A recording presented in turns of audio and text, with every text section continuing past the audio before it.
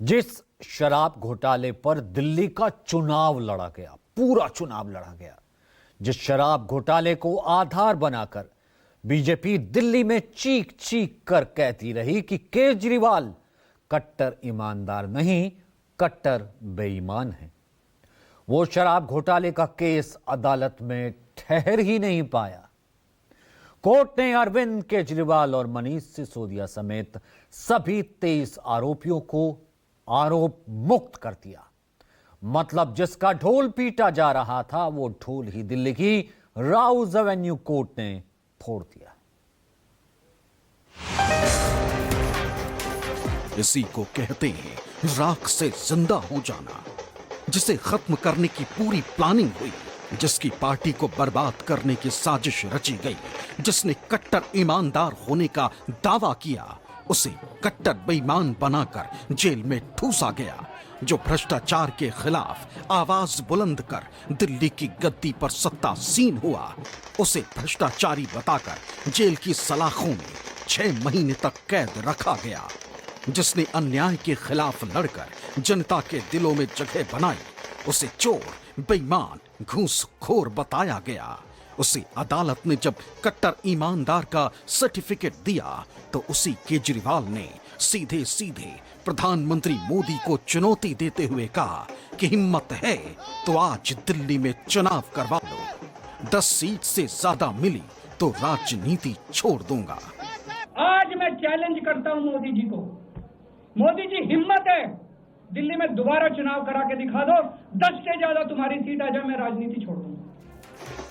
ठोक के चुनौती देना, ठोक कर अपनी बात रखना, ठोक कर सत्ता को ललकारने का दूसरा नाम बन गए अरविंद केजरीवाल, जिसने ठोक कर कहा पूरा षड्यंत्र 2 लोगों ने मिलकर रचा। इतना टुच्चा केस है, इतना फर्जी केस है, इतना बेकार केस है, इतना गलत केस है। ये मैं नहीं कह रहा, ये भाषा है। आप कोर्ट का ऑर्डर पढ़िए। ये ऑर्डर जो है ये ऐतिहासिक ऑर्डर है। कोर्ट ने कहा है कि इतना फर्जी केस है, इतना फर्जी केस है, एक भी सबूत नहीं है, एक भी गवाह नहीं है कि इसमें मुकदमा भी नहीं चलाया जा सकता। ये पूरा षड्यंत्र किसने रचा, क्यों रचा? ये पूरा षड्यंत्र 2 लोगों ने मिलकर रचा, नरेंद्र मोदी जी और अमित शाह जी। और आज उन दोनों को पूरे देश से माफी मांगनी चाहिए। उन दोनों ने मिलकर षड्यंत्र रचा कि आम आदमी पार्टी को खत्म किया जाए, आम आदमी पार्टी को बर्बाद किया जाए। और उस षड्यंत्र के तहत आजाद भारत का सबसे बड़ा और सबसे घिनौना षड्यंत्र रचा उन लोगों ने। वो देख रहे थे कि दिल्ली में वो हमें नहीं हरा सकते। वो देख रहे थे कि दिल्ली की जनता हमारे कामों से बहुत खुश है। वो देख रहे थे दिल्ली में कामों की राजनीति के आधार पर वो कहीं खड़े नहीं होते, तो उन्होंने एक षड्यंत्र रचा। लड़ते लड़ते जो कभी टूटा नहीं, लेकिन जैसे ही दिल्ली की राउज एवेन्यू कोर्ट ने शराब घोटाले में केजरीवाल और मनीष सिसोदिया समेत सभी 23 को आरोप मुक्त कर दिया तो केजरीवाल भभक पड़े। मोदी जी ने और अमित शाह जी ने मिलके आजाद भारत का सबसे बड़ा राजनीतिक षड्यंत्र रचा। आम आदमी पार्टी को खत्म करने के लिए आम आदमी पार्टी के सबसे बड़े 5 नेताओं को जेल में डाल दिया गया। यहां तक कि सिटिंग चीफ मिनिस्टर, जो आज तक भारत के इतिहास में कभी नहीं हुआ, सिटिंग चीफ मिनिस्टर को उसके घर से घसीटकर जेल में डाला गया और 6 महीने तक जेल में रखा गया। हमारे उप मुख्यमंत्री मनीष सिसोदिया जी, उनको लगभग 2 साल तक जेल में रखा गया। पूरा का पूरा फर्जी केस था। हमारे ऊपर कीचड़ फेंका गया। 24 घंटे टीवी चैनलों के ऊपर डिबेट चलते थे, खबरें दिखाई जाती थी केजरीवाल भ्रष्ट है, केजरीवाल भ्रष्ट है। इसके बाद केजरीवाल रोने लगते, मनीष सिसोदिया ढांढस बंधाते, फिर केजरीवाल कहते हो गया सर, संभालिए सर, अपने आप संभालिए सर, हिम्मत सर, हिलाओ मत भाई। केजरीवाल भ्रष्ट नहीं है। मैंने केवल अपनी जिंदगी में ईमानदारी कमाई है। इन्होंने झूठा केस लगाया और आज ये साबित हो गया। कोर्ट ने कहा है कि केजरीवाल कट्टर ईमानदार है, मनीष सिसोदिया कट्टर ईमानदार है, आम आदमी पार्टी कट्टर ईमानदार है। ये आंसू, ये दर्द दूर तलक जाएंगे। केजरीवाल यूं ही नहीं रोए। ये दिल्ली की जनता को एक संदेश है कि देख लो दिल्ली की जनता, तुम्हारे कट्टर ईमानदार नेता को कैसे साजिश रचकर कट्टर बेईमान बताया गया। जो घोटाला दिल्ली में हुआ ही नहीं, उसे शराब घोटाला बताकर जनता के बीच परोसा गया। पिछले कुछ सालों से भारतीय जनता पार्टी जिस तरह से शराब घोटाला कर रही थी और हमारे ऊपर आरोप लगा रही थी, आज कोर्ट ने सारे आरोप खारिज कर दिए और जितने भी एक्यूज्ड थे सबको डिस्चार्ज कर दिया। हम हमेशा कहते थे सत्य की जीत होती है, हमें भारतीय न्याय प्रणाली पे भरोसा है। मैं जज साहब का बहुत बहुत शुक्रिया अदा करता हूँ जिन्होंने हमारे साथ न्याय किया, सत्य की जीत हुई। मैं हमेशा कहता था कि भगवान हमारे साथ है। दिल्ली के राउज एवेन्यू कोर्ट ने अपने 598 पेज के फैसले में साफ साफ कहा, अरविंद केजरीवाल को बिना किसी ठोस सबूत के फंसाया गया। केजरीवाल पर दिल्ली शराब घोटाले में घूस लेने या लेन देन का कोई सबूत नहीं मिला। आरोप पत्र में कई कमियां हैं जिनका समर्थन किसी गवाह या बयान से नहीं होता। सीबीआई मनीष सिसोदिया के खिलाफ प्रथम दृष्टया मामला साबित करने में नाकाम रही। राउज एवेन्यू कोर्ट के स्पेशल जज जितेंद्र सिंह ने अपने फैसले में लिखा, मार्टिन लूथर किंग जूनियर ने कहा था, injustice anywhere is a threat to justice everywhere. मतलब कहीं भी अन्याय, हर जगह न्याय के लिए खतरा है। अब कोर्ट के 598 पेज के फैसले के पहले पन्ने पर चलते हैं। यहां देखिए, केस दर्ज है सीबीआई बनाम कुलदीप सिंह एंड अदर्स। कुलदीप सिंह पूर्व एक्साइज कमिश्नर है। ये देखिए, 23 आरोपियों में से पहला आरोपी है कुलदीप सिंह। पहले आरोपी के बारे में कोर्ट क्या कहता है वो सुनिए। जब रिकॉर्ड पर कोई ठोस सामग्री नहीं है तब उन्हें प्रथम आरोपी क्यों बनाया गया? आरोप पत्र में आंतरिक विरोधाभास है जो कथित साजिश के पूरी थ्योरी की जड़ पर प्रहार करता है। अब यह देखिए, केस के 18वें आरोपी हैं अरविंद केजरीवाल। इस पर कोर्ट ने कहा, आरोप गंभीर हैं तो उनके समर्थन में पुख्ता सबूत भी होने चाहिए। केजरीवाल को मुख्य साजिशकर्ता बताने का दावा किया गया, जो पुख्ता सबूत टिक ही नहीं पाता है। अगर बिना ठोस सबूत के आरोप लगाए जाते हैं तो सार्वजनिक पदों पर लोगों का भरोसा कमजोर होता है। अभियोजन यानी प्रोसिक्यूशन का मामला अदालत की जांच में टिक नहीं पाया। यहां देखिए, मनीष सिसोदिया को 8वां आरोपी बनाया गया। इस पर कोर्ट ने कहा, मनीष सिसोदिया को लेकर कोई आपराधिक मंशा जाहिर नहीं होती है। अभियोजन का मामला अदालत की जांच में टिक नहीं पाया। दस्तावेज और बयानों को साथ पढ़ने पर साफ होता है कि प्रशासनिक स्तर पर विचार विमर्श हुआ था। किसी आपराधिक मंशा, क्रिमिनल इंटेंट के संकेत नहीं मिलते। बड़ी साजिश वाली थ्योरी में दम नजर नहीं आता। प्रोसिक्यूशन की कहानी में आपसी विरोधाभास भी बहुत है। अब कोर्ट ने जिस आबकारी नीति को शराब घोटाला बताया गया, उसके बारे में क्या कहा वो सुन लीजिए। आबकारी नीति के निर्माण में कोई व्यापक साजिश या आपराधिक मंशा नहीं थी। अभियोजन पक्ष का मामला न्यायिक जांच पर खरा नहीं उतरता। सीबीआई ने साजिश की कहानी गढ़ने की कोशिश की, लेकिन उसका सिद्धांत ठोस साक्ष्यों के बजाय मात्र अनुमान पर आधारित है। इन्वेस्टिगेटिंग ऑफिसर सीबीआई के ऊपर उन्होंने, कोर्ट ने टिप्पणी की है कि सीबीआई अपने दोषी अधिकारियों के खिलाफ डिसिप्लिनरी एक्शन, कभी ऐसा ऑर्डर देखा है? इसका मतलब कितना फर्जी मुकदमा था कि सीबीआई के अफसरों के खिलाफ डिसिप्लिनरी एक्शन लिया जाएगा। कौन किसके इशारे पे नाचता है? अब सीबीआई ये किसके इशारे पे नाचते हैं? यूट्यूब के वीडियो देख के आपको पता चल जाएगा। सीबीआई इनके इशारे पे नाचती है, वो सब जगह जाएगी, पर आज साबित हो गया कि सीबीआई इनके इशारे पे नाचती है। जांच एजेंसियों के गलत इस्तेमाल पर सवाल पहले भी उठते रहे और कोर्ट के फैसले ने इसे और पुख्ता कर दिया। आज देश की राजनीति के लिए बहुत इंपॉर्टेंट दिन है ये कि नरेंद्र मोदी जी ईडी के दम पर, सीबीआई के दम पर जो सत्ता में बने रहने का षड्यंत्र रच रहे थे, वो षड्यंत्र नाकाम हुआ। कोई भी विपक्षी पार्टी का नेता अगर ईमानदारी से काम कर रहा है, आम आदमी पार्टी कट्टर ईमानदारी से काम कर रही थी, और नरेंद्र मोदी जी ने ईडी और सीबीआई का इस्तेमाल करके हमें जेल में भिजवा दिया। क्या मिला उनको? आज देश पूछ रहा है उनसे कि भाई क्या मिला आपको? एक शिक्षा मंत्री काम कर रहा था, दिल्ली की जनता ने उसको चुना था। एक मुख्यमंत्री काम कर रहा था, दिल्ली की जनता ने उसको चुना था। आपने क्यों जेल भिजवाया उसको? आज नरेंद्र मोदी जी से देश पूछ रहा है। लेकिन ये नई बीजेपी सियासी दुश्मन को ना भूलती है ना उसका पीछा छोड़ती। जैसे ही फैसला आया, दिल्ली बीजेपी का एक्स पर एक पोस्ट आया जिसका टाइटल है आपके पाप अभी धुले नहीं। नीचे यहां लिखा है ये लोअर कोर्ट का फैसला है, हाई कोर्ट और सुप्रीम कोर्ट बाकी है। मनी लॉन्ड्रिंग का मामला अभी लंबित है और यहां लिखा है अन्य कई घोटालों में भी आप आरोपी। देखिए, निचली अदालत ने सबूतों के अभाव में उनको बरी किया है। यह तकनीकी विषय है, क्योंकि यह बात भी सही है कि सैकड़ों की संख्या में सिम कार्ड और फोन सबूत के रूप में नष्ट किए गए थे।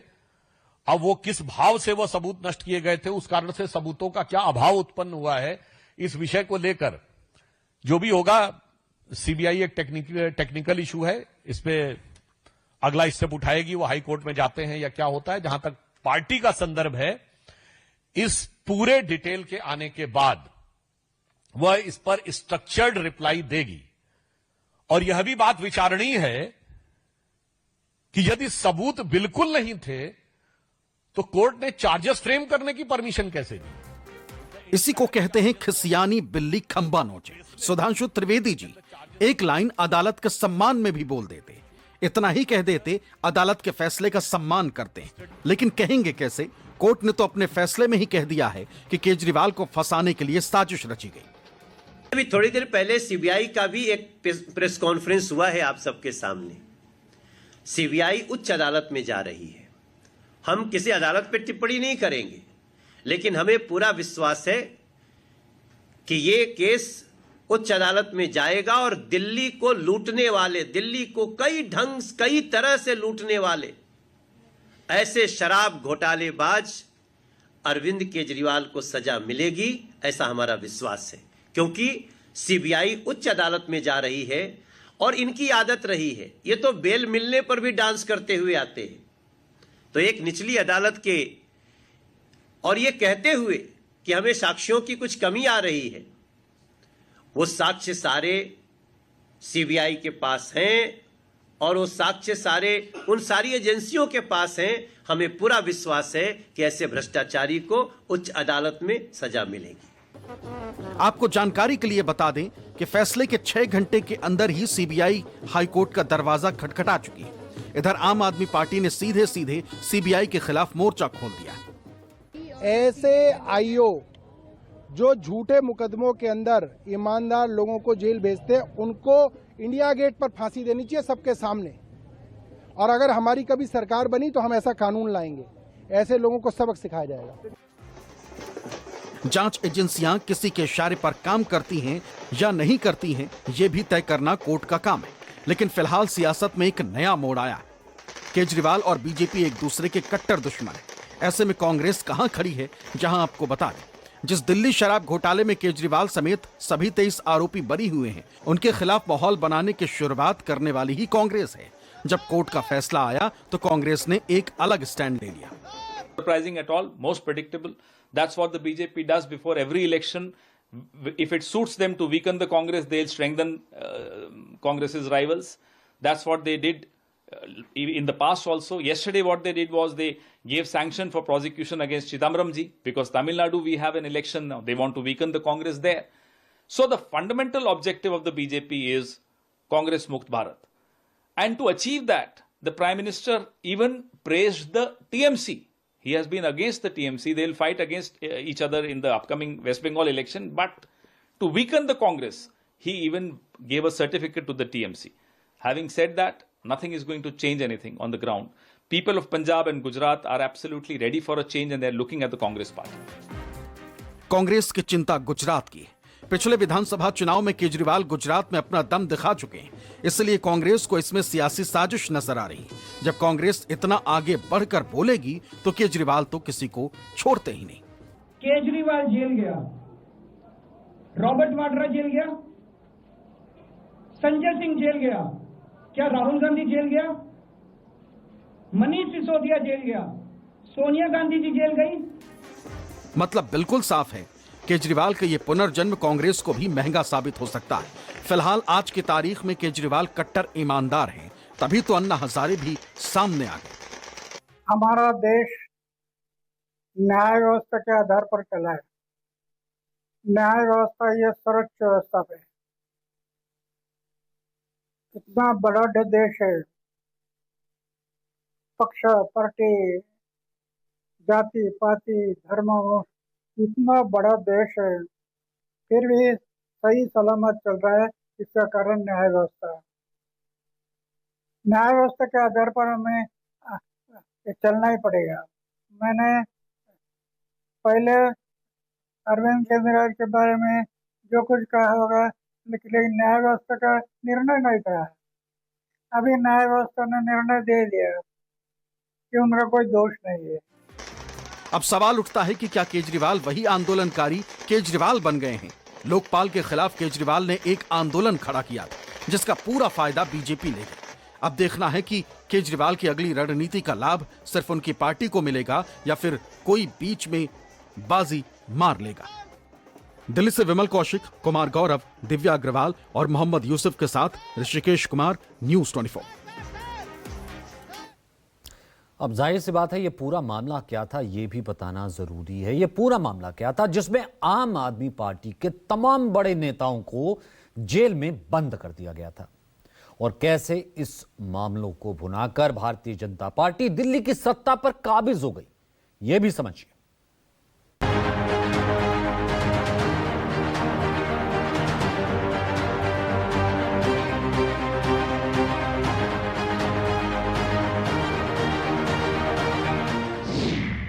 अरविंद केजरीवाल 21 मार्च 2024 से 13 सितंबर 2024 तक 177 दिन तिहाड़ जेल में कैद रहे।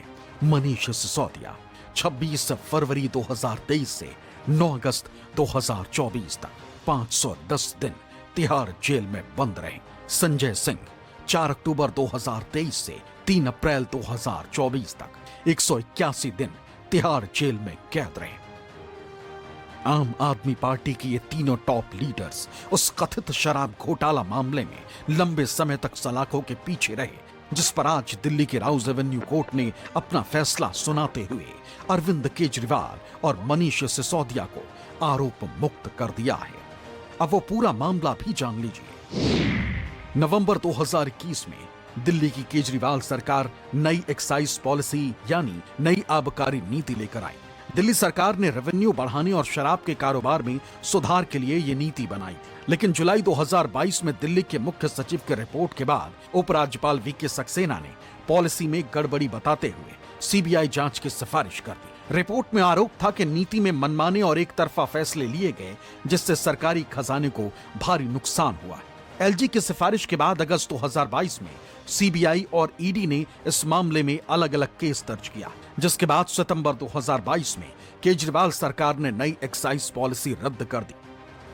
सीबीआई और ईडी ने अपने एफआईआर में आम आदमी पार्टी के कई नेताओं को आरोपी बनाया था। सीबीआई द्वारा दर्ज की गई एफआईआर में मनीष सिसोदिया और अन्य आरोपियों पर बिना किसी सक्षम अधिकारी की मंजूरी के टेंडर देने का आरोप लगाया गया था।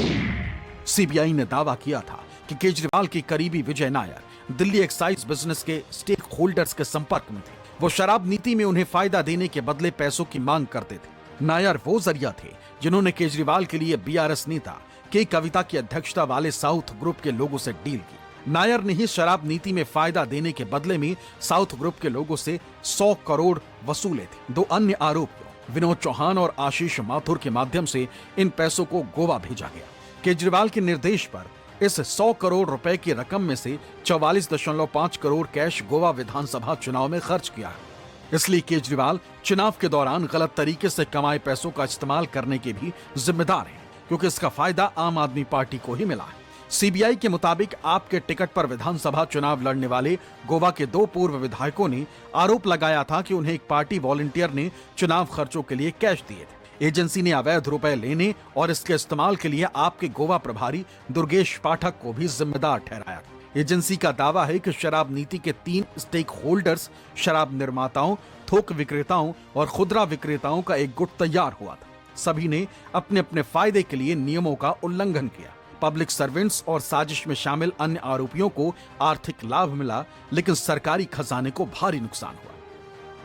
इस दौरान इस मामले में जांच एजेंसियों ने देश भर में छापेमारी की, आम आदमी पार्टी के नेताओं से पूछताछ और धरपकड़ जारी रखी। पार्टी के शीर्ष नेतृत्व समेत इससे जुड़े नेताओं को गिरफ्तार किया गया। कानूनी प्रक्रिया चलती रही, जमानत भी मिलती रही। इसी बीच दिल्ली का विधानसभा चुनाव आ गया और विधानसभा चुनाव से ठीक 25 दिन पहले दिल्ली में शराब नीति को लेकर सीएजी यानी controller and auditor general of India की रिपोर्ट लीक हो गई। इसमें दिल्ली सरकार को 2026 करोड़ रुपए का रेवेन्यू लॉस होने की बात कही गई। रिपोर्ट में बताया गया कि शराब नीति में काफी गड़बड़ियां थी, जिनमें लाइसेंस देने में खामी भी शामिल है। इसके साथ ही आप लीडर्स को कथित तौर पर घूस के जरिए फायदा पहुंचाया गया। रिपोर्ट में बताया गया कि डिप्टी चीफ मिनिस्टर जिस ग्रुप ऑफ मिनिस्टर्स की अगुवाई कर रहे थे, उसने एक्सपर्ट पैनल के सुझावों को खारिज कर दिया था। कैबिनेट ने नीति को मंजूरी दे दी थी और कई अहम फैसलों पर तब के उपराज्यपाल की मंजूरी भी नहीं ली गई थी। सीएजी रिपोर्ट के मुताबिक शिकायतों के बावजूद सभी को नीलामी की बोली लगाने की मंजूरी दे दी गई थी। जिन्हें घाटा हुआ था उन्हें भी लाइसेंस दे दिए गए या रिन्यू कर दिए गए थे। माहौल चुनावी था तो बीजेपी ने भी इसे भुनाने में कोई कसर बाकी नहीं रखी। वहीं कांग्रेस भी आम आदमी पार्टी के खिलाफ मोर्चा खोले हुए थे।